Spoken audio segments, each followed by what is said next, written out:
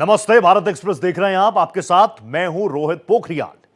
संयुक्त राष्ट्र महासभा के दौरान न्यूयॉर्क में मोबाइल नेटवर्क जाम करने और कम्युनिकेशन सिस्टम ठप करने की साजिश का एक्सपोजे हुआ है। यूएस सीक्रेट सर्विसेज ने संयुक्त राष्ट्र महासभा की 80वीं बैठक के दौरान इस बड़े साइबर अटैक को नाकाम कर दिया है।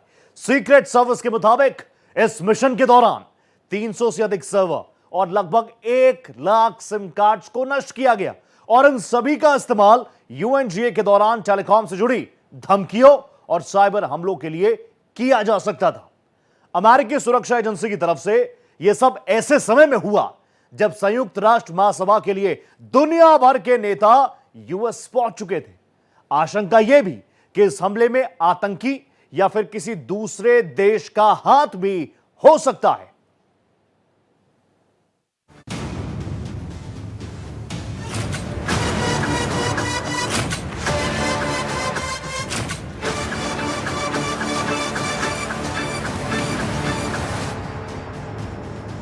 संयुक्त राष्ट्र की अहम बैठक।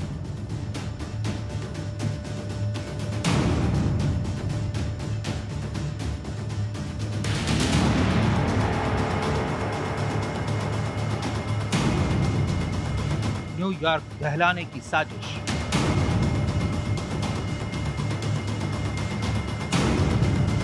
सीक्रेट सर्विस का बड़ा एक्शन।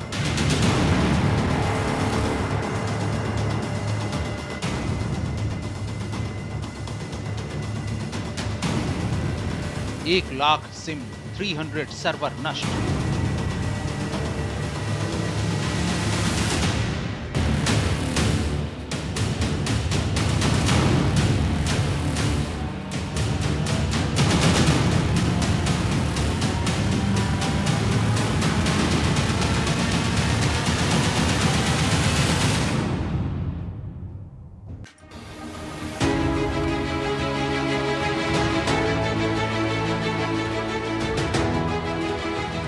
जरा सोचिए, एक रोज आप सुबह जगते हैं, आंख खोलने के साथ आपका हाथ अपने मोबाइल पर जाता है, लेकिन आपका मोबाइल आपके कंट्रोल से बाहर हो चुका होता है। घर में मौजूद तमाम दूसरे लोगों के फोन पर भी उनका कोई नियंत्रण नहीं है। और अगर यही हाल पूरे शहर का हो जाए तो इसका अंजाम क्या होगा? मतलब पूरे शहर का जीवन ठहर जाएगा।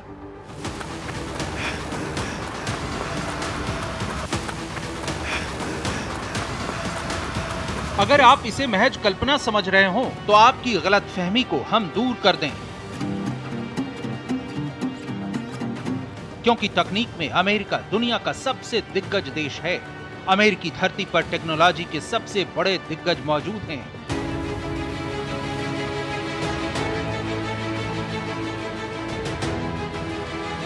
और उसी अमेरिका के न्यूयॉर्क में इस वक्त दुनिया के तमाम बड़े देशों के राष्ट्र प्रमुख मौजूद हैं।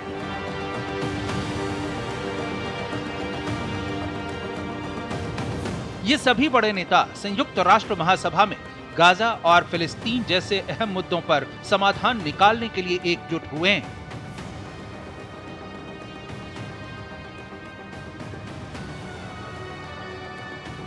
लेकिन इसी दौरान ऐसी साजिश का भंडाफोड़ किया गया जिसका इरादा संयुक्त राष्ट्र महासभा के साथ न्यूयॉर्क की 30 मील के दायरे में पूरे टेलीकम्युनिकेशन सिस्टम को ठप करने का था। संयुक्त राष्ट्र महासभा के दौरान न्यूयॉर्क के टेलीकॉम नेटवर्क को निशाना बनाने वाली बड़ी साजिश को अमेरिकी सीक्रेट सर्विस ने नाकाम कर दिया है। अमेरिकी सीक्रेट सर्विस के मुताबिक उसने 1 लाख से ज्यादा सिम कार्ड और 300 सर्वर के एक नेटवर्क को ध्वस्त किया है, जो न्यूयॉर्क के टेलीकॉम नेटवर्क को क्रैश कर सकता था। इस ऑपरेशन में advanced threat interdiction unit, homeland security department, national intelligence directorate, New York police और दूसरी कानून प्रवर्तन एजेंसियां शामिल थीं। The investigation led us to the New York tri-state area, where investigators discovered tens of thousands of co-located and networked cellular devices capable of carrying out nefarious telecommunications attacks. These devices allowed anonymous encrypted communications between potential threat actors and criminal enterprises, enabling criminal organizations to operate undetected. This network had the potential to disable cell phone towers and essentially shut down the cellular network in New York City. Team ने New York शहर के ठीक बाहर एक apartment में स्वैटिंग signal का पता लगाया, लेकिन उस अपार्टमेंट में कोई नहीं मिला। सीक्रेट सर्विस के मुताबिक ये डिवाइस सेल टावर्स को बंद कर सकते थे, डिनायल ऑफ सर्विस हमले कर सकते थे और खतरे में शामिल लोगों के बीच एनक्रिप्टेड कम्युनिकेशन सक्षम कर सकते थे। आज की तारीख में कहीं ना कहीं साइबर के माध्यम से आक्रमण विशेष तौर पर फोकस्ड और डेडिकेटेड किए जाते हैं। इस घटना से ठीक पहले हमने देखा कि यूरोप के बहुत सारे जो एयरपोर्ट से वो ठप हो गए क्योंकि उनके नेटवर्क्स में कहीं ना कहीं सेंध लगाई गई। अब जब ये घटना घटित हुई है, ये भी साबित करती है क्योंकि ये बिना सेंध के घटना संभव है नहीं, क्योंकि आपका टेलीप्रॉम्प्टर बंद हो जाना उस जगह पर जाओ जो एक्सट्रीमली सिक्योर है, वो तभी संभव हो सकता है कि अगर सिक्योर नेटवर्क्स को ब्रीच किया जाए और उसके बाद हैकिंग करने के बाद उस टेलीप्रॉम्प्टर को बंद कराया जाए। ठीक उसी प्रकार से मुझे लगता है कि बहुत एक कोऑर्डिनेटेड साजिश है साइबर एक्टर्स द्वारा। अब ये कौन है साइबर एक्टर्स, ये आने वाला समय और तफ्तीश बता पाएगी। कहीं ना कहीं वो एक संदेश देना चाहते हैं कि साहब जो यूएस के प्रेसिडेंट हैं वो भी 100% सिक्योर नहीं है, उनके भी हम नेटवर्क पर आकर सेंध कर सकते हैं, नुकसान पहुंचा सकते हैं। तो कहीं ना कहीं अब साइबर सुरक्षा पर और ज्यादा तवज्जो देने की आवश्यकता होगी। कंट्रीज दे रही हैं, लेकिन जब इस तरह की घटनाएं होती हैं तो आप कहीं ना कहीं एक वेकअप कॉल के तौर पर इसे लें तो अच्छा रहता है। आशंका है कि इस हमले में किसी देश का भी हाथ हो सकता है। ये खतरा यूएन महासभा के चल रहे सेशन के 35 मील के दायरे में केंद्रित था, जहां दुनिया के नेता फिलिस्तीन को मान्यता देने और गाजा पर तुरंत कार्रवाई की मांग पर चर्चा कर रहे हैं। देखिए, इसमें ग्रुप भी हो सकता है, इसमें कोई कंट्री भी हो सकती है। अधिकांश जो भी स्टेक होल्डर्स हैं उन्होंने डार्कनेट से ऑपरेट किया होगा ताकि अपने इलेक्ट्रॉनिक पद चिन्ह है वो ना छोड़ के जाएं। अब वो आने वाला समय तफ्तीश ही बता पाएगा कि कौन से स्टेट या नॉन स्टेट एक्टर्स थे जो इस आक्रमण के पीछे थे।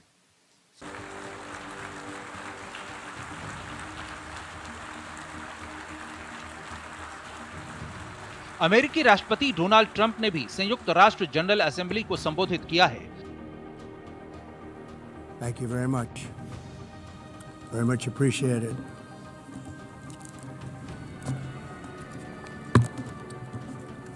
And I don't mind making this speech without a teleprompter, because the teleprompter is not working.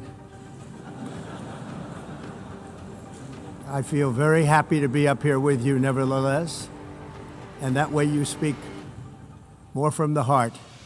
I can only say that whoever's operating this teleprompter is in big trouble. अमेरिकी secret service ने एक बयान में कहा, अमेरिकी secret service ये device सिर्फ अनजान फोन कॉल करके धमकी देने के लिए ही नहीं, बल्कि कई तरह के टेलीकॉम हमलों में इस्तेमाल हो सकते थे। इसके जरिए मोबाइल टावर को बंद किया जा सकता था, सर्विस को रोकने वाले हमले किए जा सकते थे और अपराधियों के बीच गुप्त और एनक्रिप्टेड बातचीत की सुविधा दी जा सकती थी।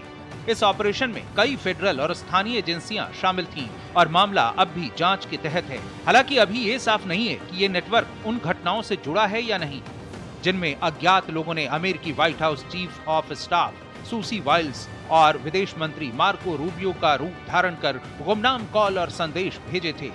जून में ऐसे ही एक मामले में रूबियो के नाम से सिग्नल अकाउंट बनाकर 3 विदेश मंत्रियों, एक अमेरिकी गवर्नर और एक कांग्रेस सदस्य से संपर्क साधा गया था।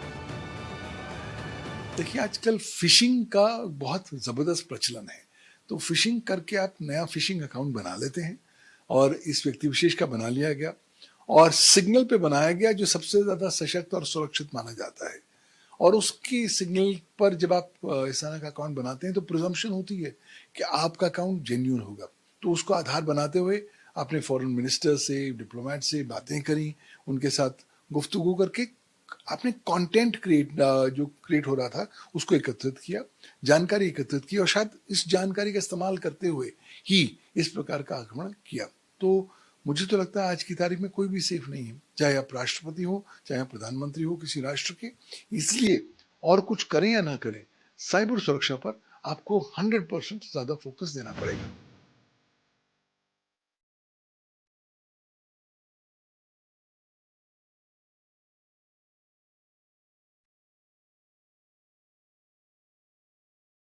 लेकिन ये घटना उस वक्त हुई जब संयुक्त राष्ट्र में तकनीकी खराबियों की वजह से दुनिया के कई नेताओं का माइक अचानक बंद हो गया। ये नेता गाजा और फिलिस्तीन राज्य को लेकर जनरल असेंबली में भाषण दे रहे थे, तभी माइक्रोफोन खराब हो गए। तुर्की के राष्ट्रपति रजब तैयब एर्दोगन, कनाडा के प्रधानमंत्री मार्क कार्नी और इंडोनेशिया के राष्ट्रपति प्रोबोवो सुबियांतो भी इस दौरान भाषण दे रहे थे। हालांकि इस मामले को लेकर तब एक यूएन स्टाफ सदस्य ने कहा कि ये गड़बड़ियां जनरल असेंबली हॉल के उपकरणों की खराबी के कारण हुई और इसका कोई संकेत नहीं है कि इसे जानबूझकर किया गया हो। वहीं बता दें कि अमेरिकी राष्ट्रपति डोनाल्ड ट्रंप जब संयुक्त राष्ट्र में संबोधन के लिए पहुंचे तो उनके साथ कई अनहोनी हुई।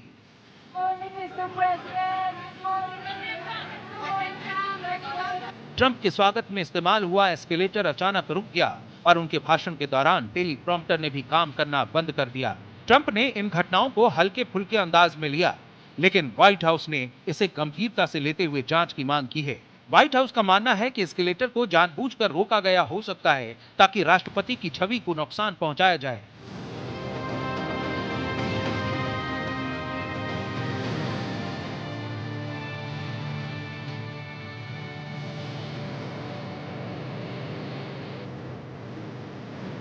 व्हाइट हाउस की प्रेस सचिव कैरोलिना लेविट ने इसे गंभीरता से लेते हुए एक्स पर लिखा, अगर किसी ने जानबूझकर राष्ट्रपति और फर्स्ट लेडी के चढ़ते समय एस्केलेटर रोका तो उसे तुरंत बर्खास्त कर जांच शुरू की जानी चाहिए। हालांकि यूएन के प्रवक्ता ने इन आरोपों को खारिज करते हुए कहा कि एस्केलेटर में एक सिक्योरिटी सिस्टम एक्टिव हो गया था, इसी वजह से ये रुक गया। वहीं टेलीप्रॉम्प्टर की खराबी के लिए यूएन ने जिम्मेदारी से इनकार किया और कहा कि इसे व्हाइट हाउस की ओर से संचालित किया गया था। यूएन प्रवक्ता ने साफ किया कि ट्रंप के वीडियोग्राफर ने अनजाने में सिक्योरिटी सिस्टम को एक्टिव कर दिया। ये सिस्टम लोगों या वस्तुओं को एस्केलेटर की गियरिंग में फंसने से रोकने के लिए डिजाइन किया गया है।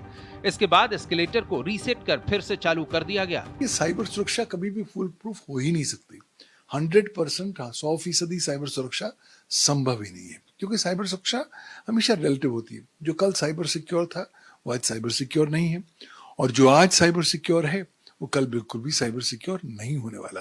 तो ये तो कॉन्स्टेंट एक जर्नी है, कोई ध्येय नहीं, कोई डेस्टिनेशन नहीं है। इसलिए कॉन्स्टेंटली आपको अपने सिस्टम्स के, नेटवर्क्स, कंप्यूटर रिसोर्सेज की जो साइबर सुरक्षा है उसमें कॉन्स्टेंटली आपको इजाफा करना पड़ेगा, रिविजिट करना पड़ेगा, आइडेंटिफाई करनी पड़ेगी कि वल्नरेबिलिटीज कहाँ हैं, कहाँ कहाँ से सेंध लग सकती है, और उन पॉइंट्स को सशक्त करना पड़ेगा। तभी आपकी साइबर सुरक्षा और प्रबल रूप से सशक्त होगी।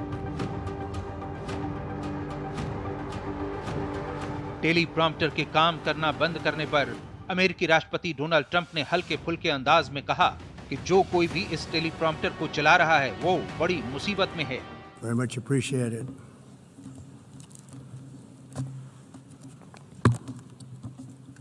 And I don't mind making this speech without a teleprompter, because the teleprompter is not working. I feel very happy to be up here with you nevertheless, and that way you speak more from the heart. I can only say that whoever's operating this teleprompter is in big trouble. उन्होंने इन दोनों घटनाओं को UN की नाकामियों से जोड़ा और मजाक में कहा, मुझे यूएन से बस 2 चीजें मिली, एक खराब एस्केलेटर और एक खराब टेलीप्रॉम्प्टर। बता दें, न्यूयॉर्क में टेलीकम्युनिकेशन अटैक को तो नाकाम कर दिया गया है, लेकिन चंद रोज पहले ही हैकर्स ने यूरोप के 3 बड़े एयरपोर्ट्स पर साइबर अटैक किया था। इनमें लंदन का हीथ्रो एयरपोर्ट, जर्मनी का बर्लिन एयरपोर्ट और बेल्जियम का ब्रसेल्स एयरपोर्ट शामिल हैं। साइबर अटैक के चलते इन एयरपोर्ट्स पर चेक इन और बोर्डिंग सिस्टम ठप हो गए। इसकी वजह से कई उड़ानों में देरी हुई, साथ ही कुछ फ्लाइट्स को कैंसिल भी करना पड़ा। चेक इन और बोर्डिंग सिस्टम ठप होने से यात्रियों को मैनुअल तरीके से चेक इन करना पड़ा। इसकी वजह से फ्लाइट शेड्यूल पर भी असर पड़ा।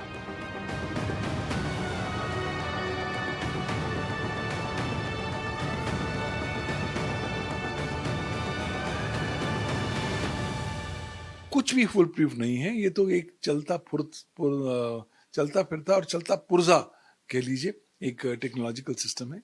इसमें बहुत जगह सेंध लगाई जा सकती है, लगा भी रहे हैं, और ये साइबर क्रिमिनल्स तो इसी सेंध लगा के इतने करोड़ों रुपए रोज कमा रहे हैं। मतलब पिछले साल $8 ट्रिलियन दुनिया भर ने गंवाए इस साइबर सुरक्षा में सेंध की वजह से, और इस साल 2025 में उम्मीद की जा रही है कि 10.5 ट्रिलियन डॉलर्स गवा दिए जाएंगे दुनिया भर में साइबर सुरक्षा की सेंध को लेकर।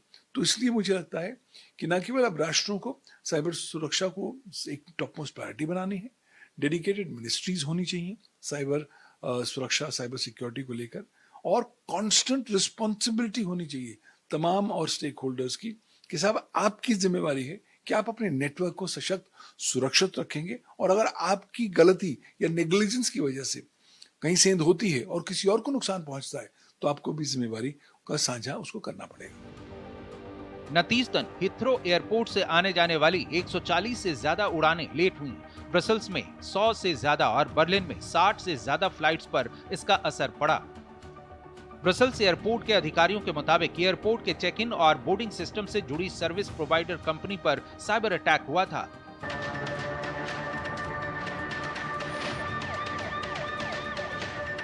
यूरोप में हुए साइबर हमले का निशाना म्यूज सॉफ्टवेयर था।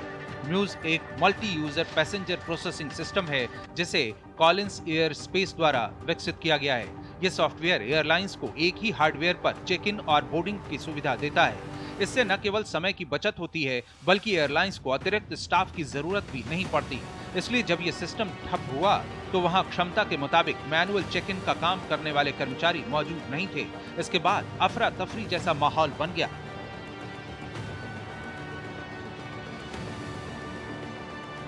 कुछ राष्ट्र ऑलरेडी राष्ट्रीय साइबर सुरक्षा कानून लेकर आ चुके हैं, बहुत सारे राष्ट्र अभी नीति तक ही सीमित हैं, बट अब तो प्रॉब्लम आ गई ना, आर्टिफिशियल इंटेलिजेंस आ गया है। तो एआई और साइबर सुरक्षा का जो मिश्रण है बहुत ही घातक मिश्रण है, और एआई का इस्तेमाल करते हुए आर्टिफिशियल इंटेलिजेंस के माध्यम से आप साइबर सुरक्षा में बहुत जबरदस्त सेंध लगा सकते हैं और साइबर सुरक्षा को प्रबल रूप से सशक्त भी कर सकते हैं। ये वो रामपुरी तलवार की तरह है, चक्कू की तरह है, दो धारा है, किसी तरह भी कट सकता है। तो इसलिए हमारा दायित्व होगा कि हम साइबर सुरक्षा के सकारात्मक पहलुओं पर कंसंट्रेट करें और उसको ज्यादा सुदृढ़ बनाने का प्रयास करें। इस दौरान भारत सरकार ने कहा कि दिल्ली एयरपोर्ट पर इसी सॉफ्टवेयर का इस्तेमाल कर रहे हैं, लेकिन इसका कोई असर यहां नहीं दिखा। भारत का एयरपोर्ट सुरक्षित है।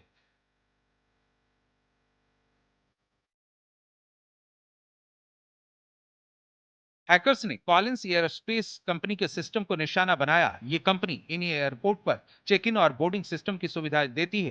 कॉलिंस एयरस्पेस की पेरेंट कंपनी RTX ने कहा है कि वे इस समस्या को जल्द ठीक करने की कोशिश कर रहे हैं। वहीं फ्रैंकफर्ट और ज्यूरिख जैसे यूरोप के कई दूसरे बड़े एयरपोर्ट इस हमले से बच गए हैं। अमेरिका के डलास में भी 2 एयरपोर्ट पर 1800 से ज्यादा फ्लाइट लेट हुई। इन एयरपोर्ट्स पर टेलीकॉम सिस्टम में खराबी आई, जिसके चलते फेडरल एविएशन एडमिनिस्ट्रेशन ने ग्राउंड स्टॉप जारी किया।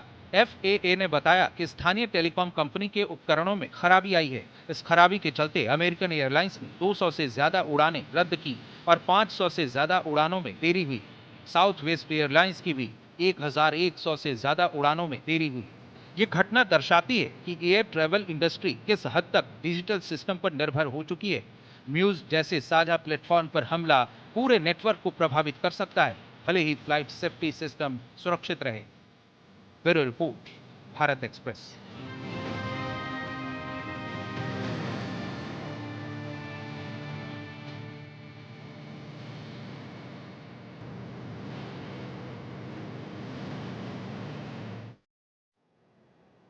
चंद रोज पहले यूरोप के एयरपोर्ट्स पर हुए साइबर अटैक की वजह से अभी भी कई जगह कामकाज ठप पड़ा है। तो वहीं उसके फौरन बाद संयुक्त राष्ट्र महासभा के दौरान अमेरिका के न्यूयॉर्क में टेलीकम्युनिकेशन हमले की बड़ी साजिश को नाकाम किया गया। अमेरिकी सीक्रेट सर्विस के मुताबिक अगर हमलावर कामयाब हो जाते तो UNGA में भाग लेने न्यूयॉर्क पहुंचे दुनिया भर के नेताओं के भाषणों पर इसका गहरा असर पड़ सकता था। इस हमले की वजह से पूरे न्यूयॉर्क का संचार सिस्टम ठप पड़ सकता था, लेकिन साइबर अटैक करने वाले आपस में बातचीत जारी रख सकते थे। अब जांच एजेंसी इस हमले के मास्टरमाइंड को खोजने में जुटी हुई है। आज के लिए बस इतना ही। बाकी देश विदेश की हर खबर के लिए आप बने रहिएगा भारत एक्सप्रेस के साथ। नमस्ते।